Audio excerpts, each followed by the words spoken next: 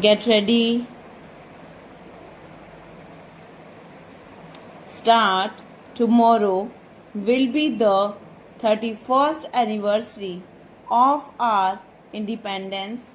On the eve of this auspicious occasion, I greet you, my fellow citizens, at home and abroad, and offer you my good wishes.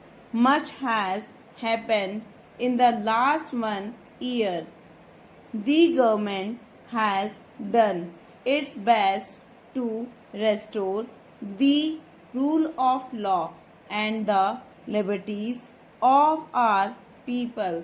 I want to speak to you tonight not only of our achievements and aspirations but also the unfulfilled task and the terminating differences, casting their ominous shadows on our national life. A country of India's dimensions, with its missed opportunities and mounting challenges, remains a nation in constant evaluation despite its impressive strides in many spheres.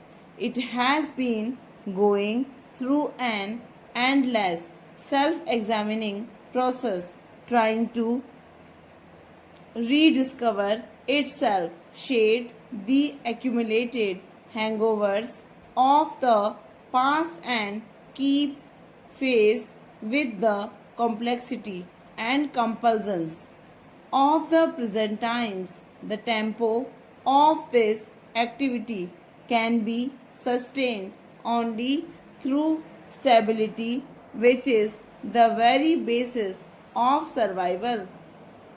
The country stands today at the critical crossroads of history, and any false turn could prove ruinous for the nation.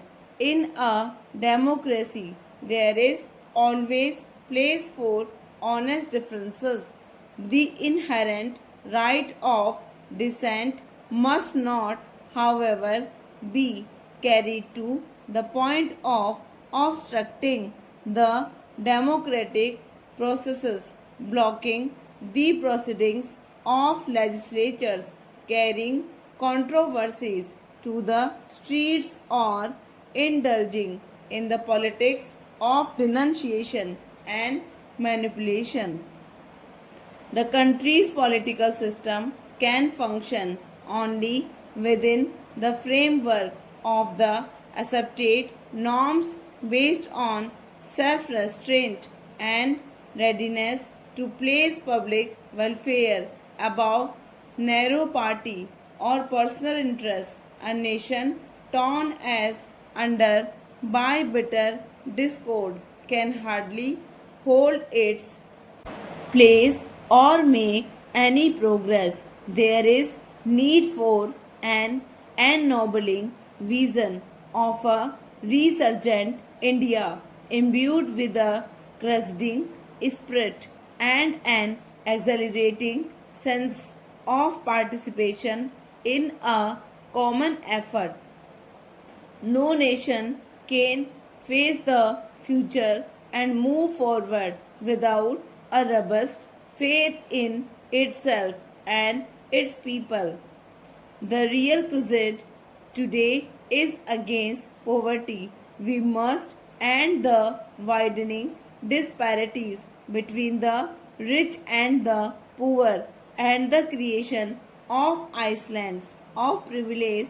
We cannot afford to be complacent in such a situation, have to forge ahead with well conceived, need oriented, and strictly time bound programs for ensuring socio-economic justice for all. The future must hold a promise for a better life for the economically weaker and vulnerable sections of our society. Stop.